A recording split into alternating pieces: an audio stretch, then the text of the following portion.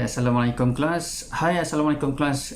Good morning and welcome to our new topic, that is the World Heritage Sites.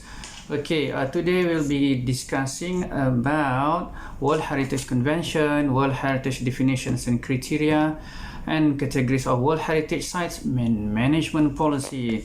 So you might be wondering, what is World Heritage? World Heritage, as you can see in the slides, it is a series of sites, monuments, landscapes, and buildings, each of which has in some way made a unique contribution to human history. And the most important thing that you need to know is it carries outstanding universal value. I have a footage or a video, a short video about which country has the most World Heritage sites in their particular states or countries. Okay, hold on for a while.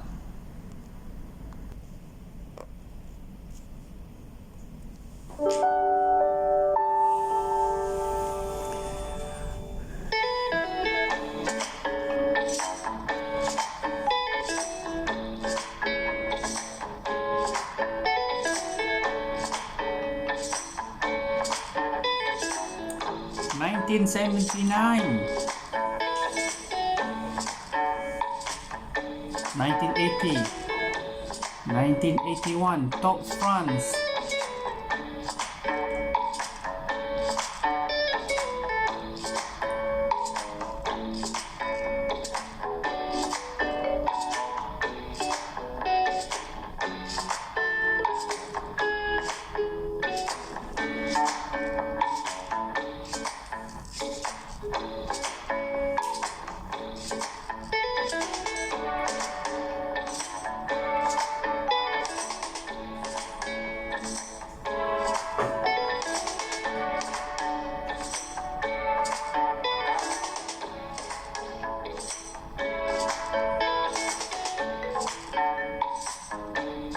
'You notice many European countries, yeah?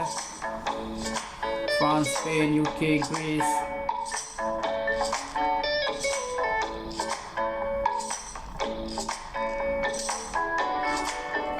US is catching up, 1992.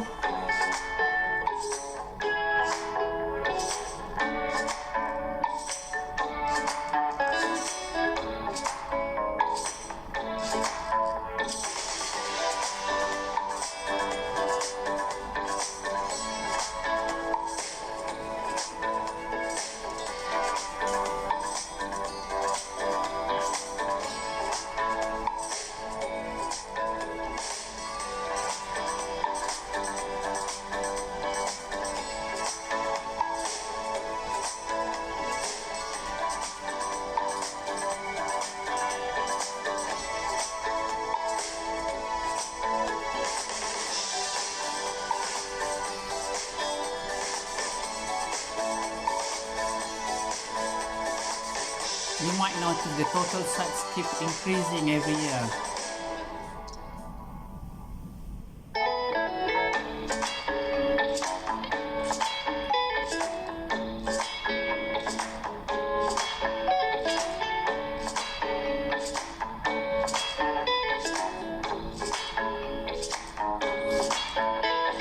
China is the emerging country, the new country that want to break the list. Why is Malaysia not listed?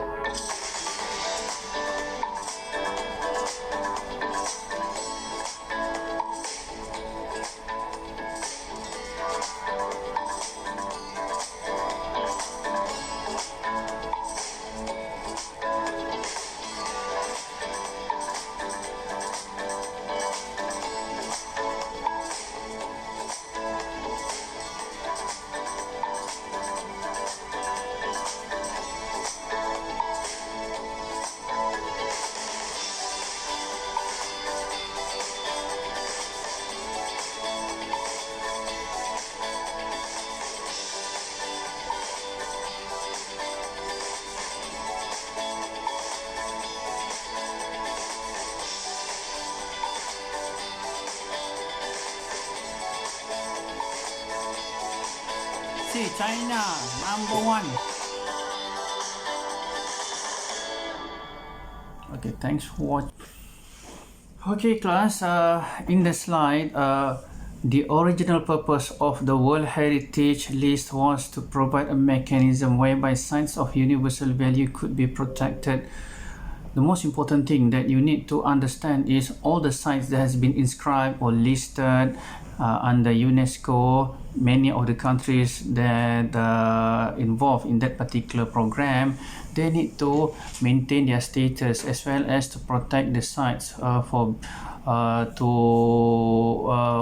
we call to prolong the authenticity of that particular structure or sites of the setting. Yeah, it's very important for them to sustain. Otherwise, the status will be confiscated or will be withdrawn by the UNESCO. Yeah? Okay. A World Heritage Convention. The Convention Concerning the Protection of the World Cultural and Natural Heritage, 1972, is one of the 3 UNESCO conventions related to cultural heritage. Okay, you look here, point number 1, the Convention for the Protection of Cultural Property in the event of armed conflict. The other one is the Convention on the means of prohibiting and preventing the illicit import and transfer of ownership of cultural property conventions. Okay, the convention will be what we call this one, will have some committee who manage the convention, the committee or the jawatan kuasa, okay, assisted by UNESCO Secretariat and the World Heritage Center located in office in Paris. Okay, the center holds the World Heritage Archive, publishes a newsletter and journal, operates a www site, maintains a mailing list. If you Google World Heritage List, there will be a UNESCO website indicating all the countries listed in the UNESCO World Heritage Site, as well as the countries which is delisted or the sites delisted from that particular country because of the violation of the certain part that they can't comply. Alright. Okay, if you Google, you just Google World Heritage Sites, then you will look or notice the www.unesco or the World Heritage Center.unesco.org. Okay, so then you will identify at the homepage of the UNESCO World Heritage List. There will be some of the numbers, okay, in terms of numbers of properties. This result was the previous result in the year 2021. The result is not anymore 1007. It is more than that. It's 1200 something, I think. Okay, you can always Google by yourself. All right. Okay, so you will notice there are different numbers. Okay, there are 1007 properties as in the slide. 31 transboundary, 2 delisted, 2 delisted maknanya terkeluar daripada senarai, and 45 sites in danger. For your assignment, for your exercise for this week, you need to identify what are the 45 sites in danger around the world. You can find information in this particular website, okay, dekat dalam UNESCO website.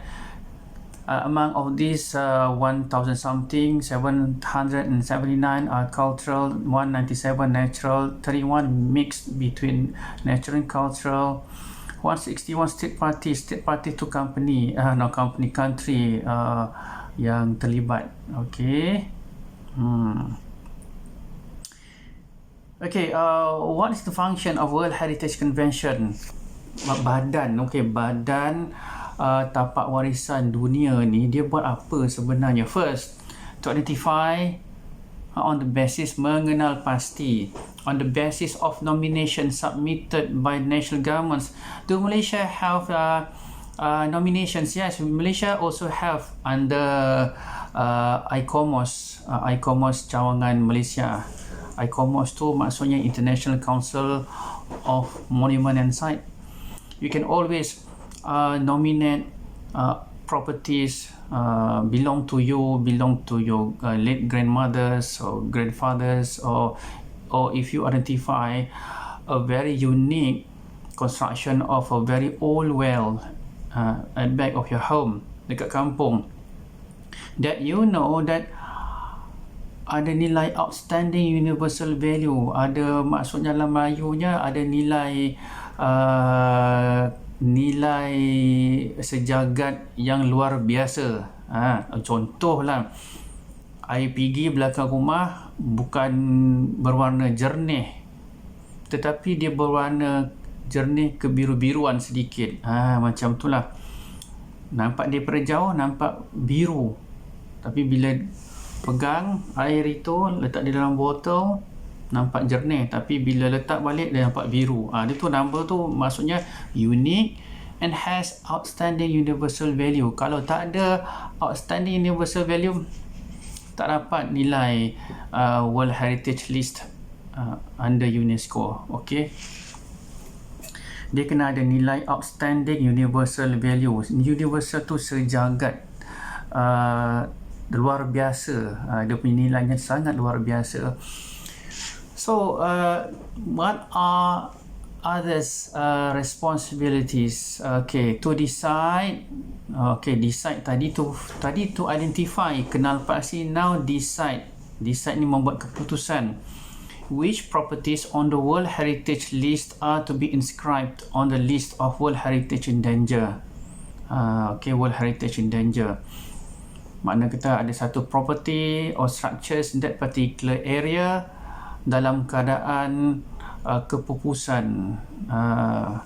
Yang tu dia kena buat keputusan dengan segera, and then to determine how and under what conditions the resources in the World Heritage Fund can be best used to assist governments in the protection of their World Heritage sites. Okay, menentukan dalam keadaan apakah, bagaimana fund itu boleh wujud, ada wujud tak fund.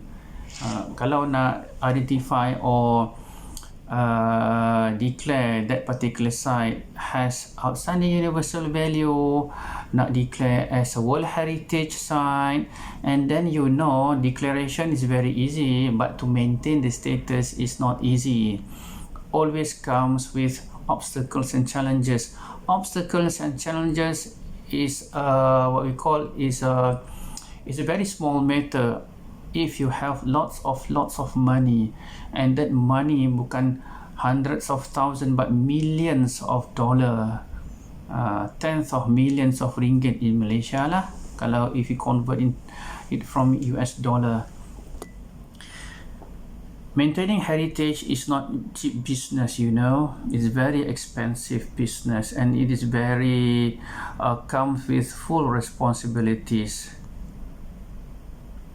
Okay, list of World Heritage in Danger. This could be your exercise in the near future. Nantilah I will create the what we call the folder for you to submit the exercise.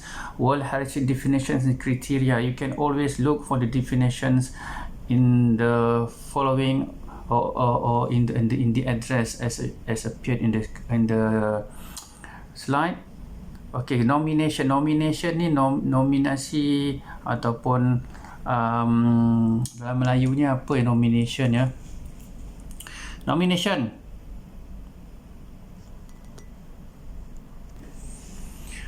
Okay, nomination is pencalonan. Alright, okay, thank you prpm.dbp.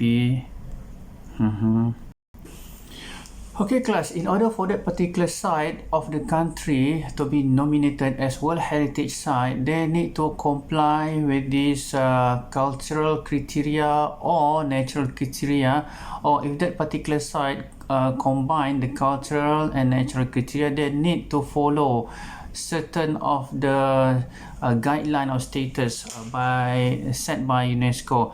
They are category 1, 2, 3, 4, 5, 6, 7, 8. Okay, we look at one by one category. Category number 1, to represent a masterpiece of human creative genius. Okay. Number 2, to exhibit an important interchange of human values. Our span of time or within the cultural area of the world on developments in architecture or technology, monumental arts, town planning or landscape design. Okay, alright. So, number 3, to bear a unique or at least exceptional testimony to a cultural tradition or to a civilization which is living or which has disappeared. You might want to remember your class or to make yourself aware that these questions always come in the final exam or final assessment. Last semester did not come out, but the last 3 semesters before it came in the final exam. Alright, so you might want to consider this the criteria as important. You might want to put an asterisk or jot it down, give it a priority. Alright, number 4, to be an outstanding examples of a type of building, architectural, technological ensemble or landscape which illustrates a significant stages in human history. Next, outstanding example of traditional human settlement, land use or sea use. The other one is outstanding universal significance. Example, the belief, the idea, artistic or literary works. You might want to make yourself know that our Dondang Sayang last year or last 2 years ago, 2019, we got the status of UNESCO. Warisan Dunia UNESCO on the category of cultural under Dondang Sayang.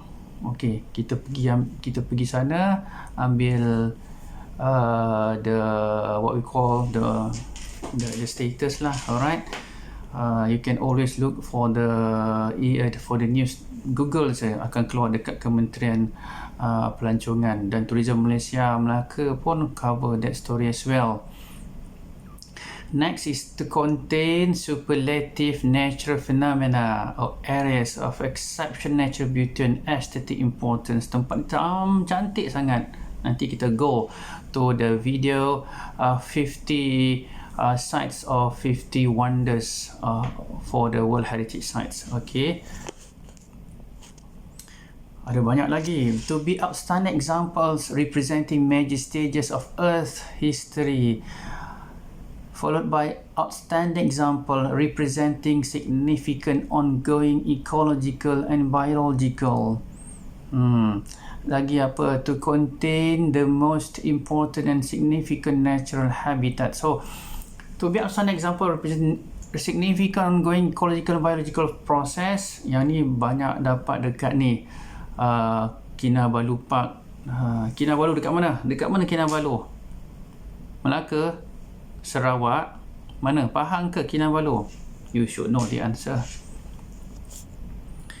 Okay, categories of World Heritage Sites. Okay. The cultural sites are divided into 2 categories. Yang ni kita cerita pasal cultural sites. First, monuments, group of buildings, individual sites, group of urban buildings. Satu lagi. Alright, now. Melaka dengan Penang. Yeah? In what category that they obtain the status? Because of the monument ke ataupun group of building? Jawab. Mana satu? Ataupun A, ataupun B, ataupun C. Tiada kedua-duanya. Mana satu? Cuba jawab. Okay. Alright. Nanti kita go. What are the answers? Categories of World Heritage Sites continued. 2 major groups are broken down into several subdivisions. Tadi ada 2 group, tapi dipecah-pecahkan lagi ke bawah tu. And World Heritage Sites may be included under several subcategories. Okay. First category. First, represent a unique artistic achievement or a masterpiece of creative genius. Example like Thebes, Giza, Lalibela, Easter Island. Or, ni gambar tadi lah. TBs tu dekat Egypt. Alright, kita tengok besar sikit. This one. Alright, TBs. Human genius lah, human genius. Pyramid, human genius. Make me wonder how they built. Okay, Easter, Rapa Nui Island National Park. Lepas tu ada lagi ni, Eleven Rock Yun, Churches Lalibela, Ethiopia. Kan, ni lagi. Ni human creative genius, hebat. Categories of World Heritage Sites continue have exerted great influence over a span of time or within the cultural area of the world on development, architecture, modern arts, town planning, or landscape design, Hadrian's Wall, or bear a unique or at least exception testimony to a civilization, cultural tradition which has disappeared, dah pupus, tapi ada. Pupus tu maknanya civilization dah pupus, kaum situ itu dah pupus, tapi yang cuma ada adalah dia punya ruin saja. Inilah. Ini Hadrian's Wall, 118 km long Hadrian's Wall, Roman limes. Ini tengok lagi, ni dekat Canada kan, ada pokok-pokok rupa macam muka, mortuary and memorial poles kan, macam tu. Categories of World Heritage Sites lagi, dia berulang. Okay, outstanding example, satu lagi outstanding example of traditional human settlement, Kakadu Eastern Island. Okay, ni Kakadu National Park. Okay, zoom in. Cantik kan? We don't have this view in Malaysia. Do we have one?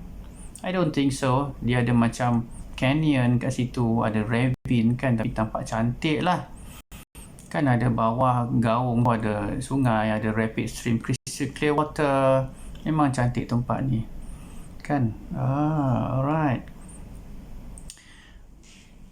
Tempat yang cantik World Heritage Sites, the natural area banyak dekat Balkan area, dekat Bosnia, one of the country, Belgium pun cantik juga. Alright, a landscape which illustrates a significant stage or stages in human history, lagi, or be directly or tangibly associated with events or living traditions, with ideas.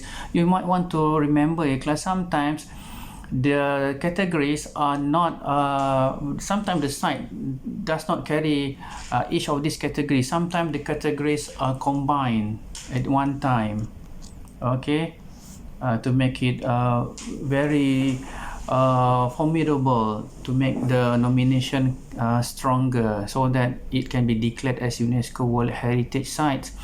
Satu tapak tapi dia ada banyak kategori, macam tu lah. Okay, categories of World Heritage Sites. The second category refers mainly to historic towns. First, division apa? Towns of a specific period or culture. Yang ni banyak dekat Belgium. Okay, during the Renaissance area ada banyak bangunan yang still keep intact and being used until today. Hundreds of years, kan, lebih dari 500, 600, ada yang 800 years. Okay, towns which have preserved spatial arrangements, okay, and structures typical of successive stages in their history. Dekat Belgium pun sama juga. Ya, bangunan, tercelah bangunan, ada lorong pejalan kaki yang very structured pathway and very modern road, and even dekat town tu juga ada what we call this one, modern transportation, example tram kan, di tengah-tengah bandar, kereta api yang berjalan di tengah bandar menyusuri bangunan-bangunan lama dekat Belgium. Pernah sampai di sana, should go there, cantik sana dekat tempat sana. Okay, historic centers which cover exactly the same area as ancient towns but are now enclosed with modern cities, sectors, areas, or isolated units which preserve coherent evidence of the character of an historic town which has disappeared. Okay, I have one presentation that I made some 2 or 3 years ago related to Melaka and Penang. Okay, sekejap ya. Okay, class. Heritage tourism potential. These are some of the UNESCO World Heritage List at our neighboring regions or our neighbors. Okay, Vietnam, Thailand, Cambodia. All right. Okay. All right. Okay, this one. Okay. Some of the famous UNESCO World Heritage Sites in Southeast Asia. Okay. Few ancient. Alright, what happens? Okay, Pure Ancient City, Sagaing region, Burma. Alright, this one. And then we have this one, Angkor Siem Reap, Cambodia. And then we have the Komodo National Park. Okay, what else do we have? We have this Lat Stupa, Borobudur Temple, Java, Indonesia. And then we have the Sukhothai and Historic Town Sukhothai Province. Kan ada nampak tu. Siapa lagi? The Historic City of Ayutthaya, Thailand, and Luang Prabang, Laos. Nama sebut Laos. Okay. Malaysia ada juga. First, Lenggong Valley, and then Mulu National Park, and then Kinabalu National Park. Mulu dekat mana? Mulu dekat mana, kelas? Sarawak. Yes, very good. Lenggong dekat mana? Ipoh, Johor. Mana Lenggong? Lenggong dekat mana? Lembah Lenggong. Kalau tak tahu ni, tak tahulah nak cakap macam mana. And Kinabalu, Gunung Kinabalu. Alright, Kinabalu Park kat Sabah lah. Alright. This one apa? Mulu National Park, the object that you are looking at the screen, spiky, tu apa nama dia? Google lah jawapan dia. Kalau nak bagi tahu semua nanti korang tak belajar. Belajarlah juga, tapi kenalah independent kan. Kena tahu apa nama spike tu. And Melaka and Penang. Alright. Okay. So, national policy, national legislation for Malaysian that protect the heritage properties or assets here in Malaysia.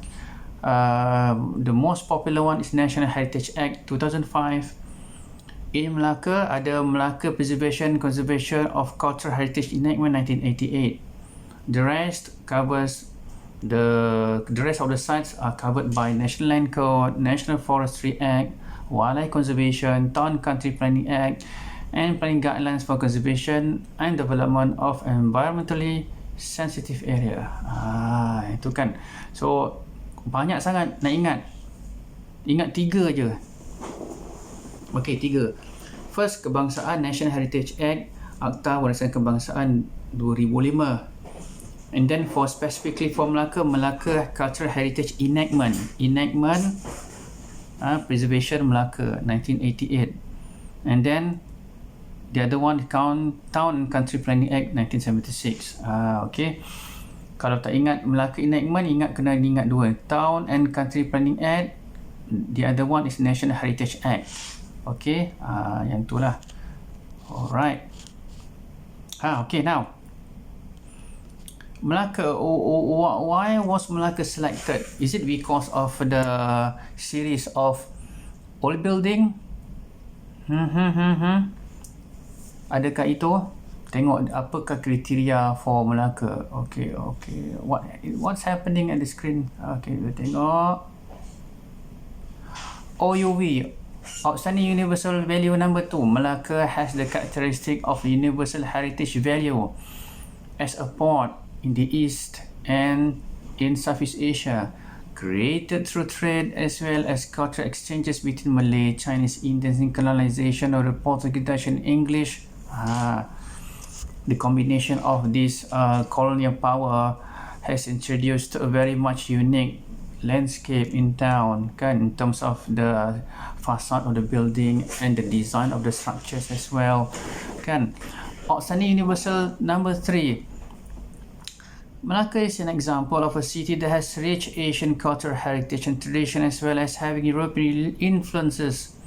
These cultural heritage and tradition can be seen through the settlements of various races, basically Chinese, Malay, a bit what we call suburb area. Various types of house of worship, especially at Jalan Harmoni kan. Jalan Harmoni locates the three distinctive place of worship, masjid, tokong dan kuil. Okay. The diversity of languages, religious celebrations, the diversity of types of clothing, food and way of life of the local community. OUV number 4, Melaka still reflects an amalgam of various influences that create unique architecture and townscape. Why? Sebab itulah why Melaka Gamar identify these three outstanding universal value, nilai sejagat. Okay.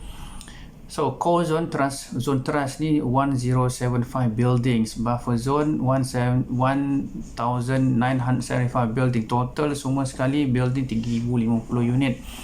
Core zone cover lebih kurang 300 ekar. Besar 1 ekar, besar mana satu padang bola. Besar kan? Tengok. Melaka. Okay, Melaka. So ni Penang pula. Penang. Tadi Melaka ni Penang. Penang sama juga 2, 3, 4. Alright. Tapi Penang ada 4,000 buildings. Including shops, terrace houses, bungalows, villas, government office, commercial buildings, churches, mosques, Chinese and Hindu temples, warehouses, offices, residential blocks and monuments. Yang tu. Tengok. Okay. This one. Okay. This one. Tengok. Okay. Ni. Melaka and Penang, for your information, they obtain the status of World Heritage Sites not because of the structures or buildings or all monuments, but because of the multicultural living. Because of the multicultural living. Sebab dekat town itu dia kena mewujudkan bukti bahawa wujud kehidupan old trade daripada zaman dahulu kala sehinggalah yang terkini, tidak ada beza. Okey, macam itulah dia kata the multicultural living. Ada testimony of the Malay cultural living, Chinese cultural living, Indian cultural living, but basically what we will witness at mana? At Chinatown, especially dekat Penang and Melaka Bandar Hilir, kebanyakan witness the traces of Chinese culture. Yang inilah orang kata cabaran yang sangat besar di peringkat Penang and Melaka to maintain the authenticity of the claim multicultural living. Sebab yang ada satu saja, one single cultural living, Chinese. Sebab kalau di Melaka, Indian jauh dah sikit dah ke Gajah Berang dah dekat area buffer zone.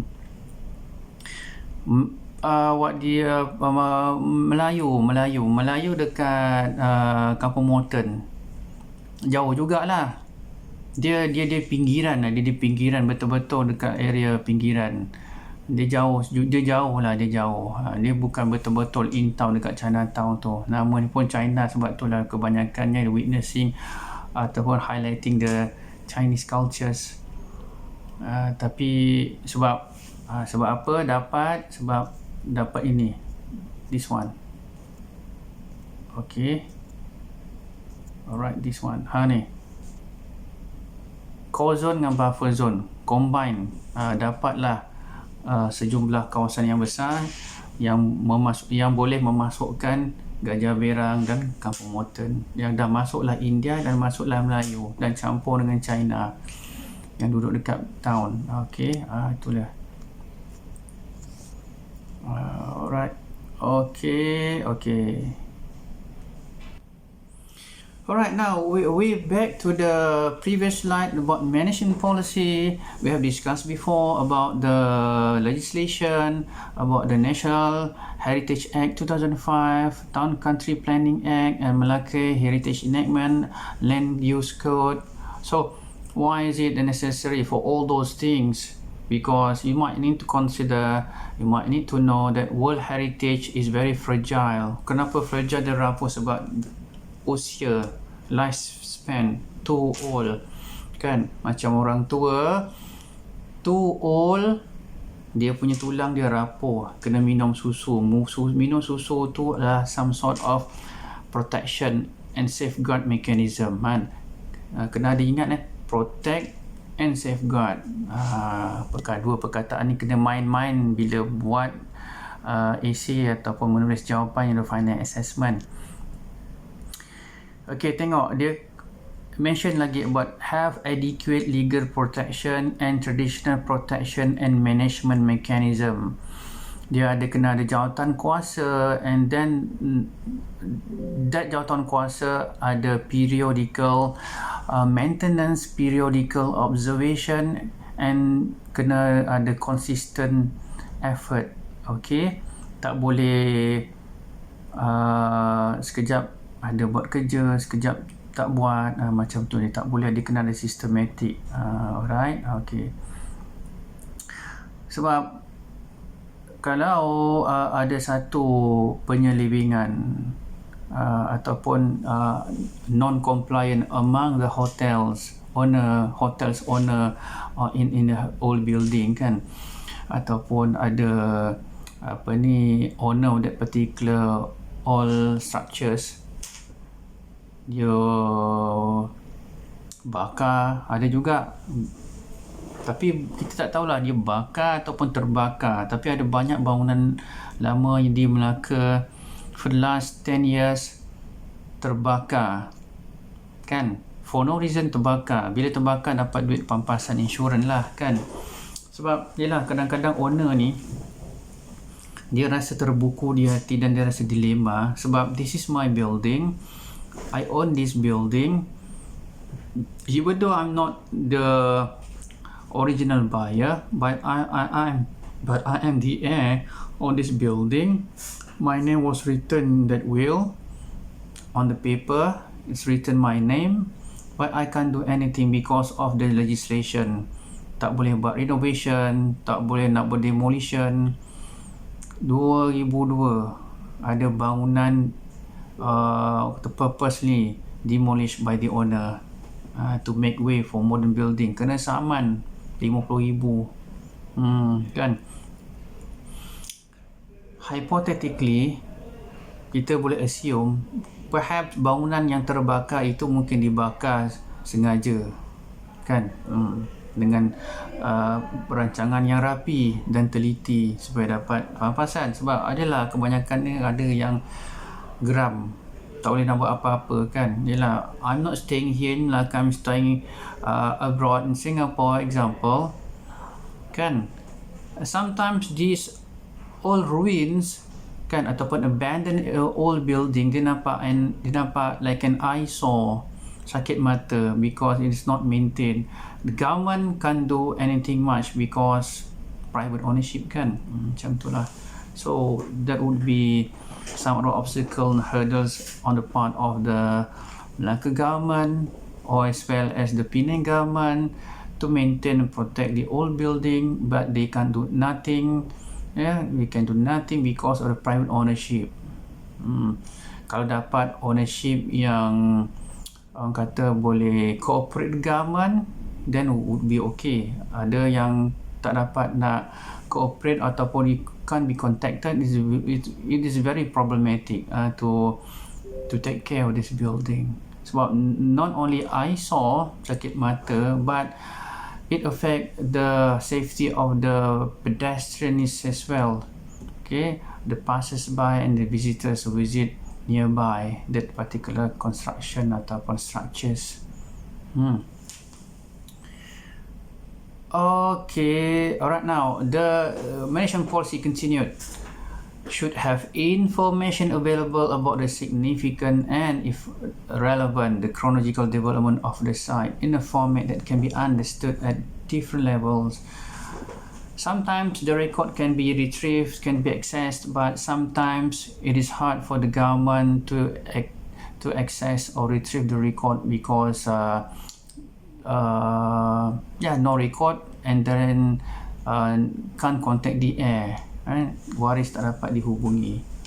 Okey, yang tu pun masalah. Ada banyaklah bangunan, sebab tu nampak ada banyak bangunan lama terbiar dekat Melaka. If you have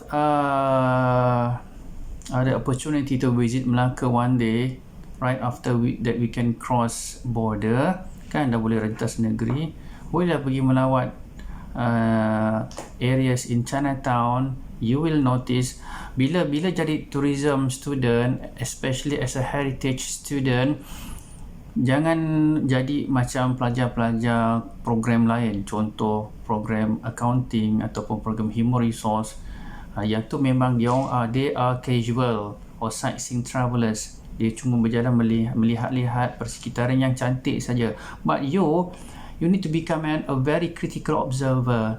Kena tengok the significant architectural design of the particular building, kena tengok fasad, the design of the fasad, kena lihat kepada bangunan-bangunan lama terbiar. Kenapa?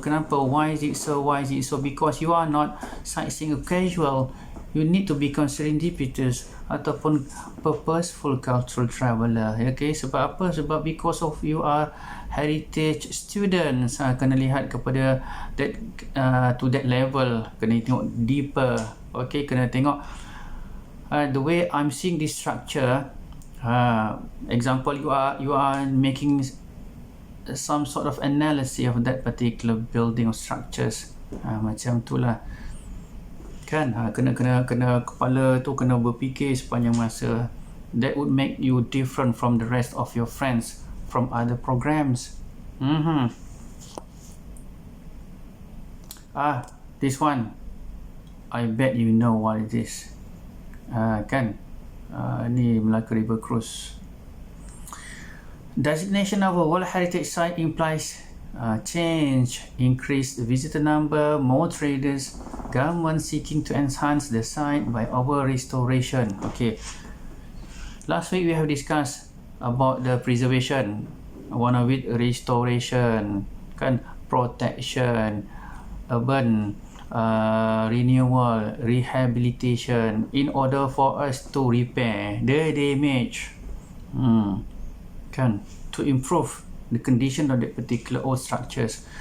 Okay, this one, large visitor numbers, we will cover this in our next topic, managing visitors ataupun managing heritage tourism. We will combine two topics into one lecture. Large visitor numbers, ni you as a government officer ataupun heritage managers, one day you need to identify how can you educate the visitors from their mischief conduct. Okay, then funding. So how can you get fund in order for you to take care of your asset, kan? Nak dapat fund daripada mana? Buat event lah, ataupun you ask around. Ask around tu tanya siapa? Mungkin nak tanya kepada kementerian, kena buat pembentangan bajet ke whatsoever. What else? End of lecture. If you do have any questions, you can always ask me in the YouTube comment, or you can drop a comment in the Telegram group. Okay, my advice, don't forget to sign attendance your class. We will meet again in the new setting, in a new topic next week. Assalamualaikum. Thank you.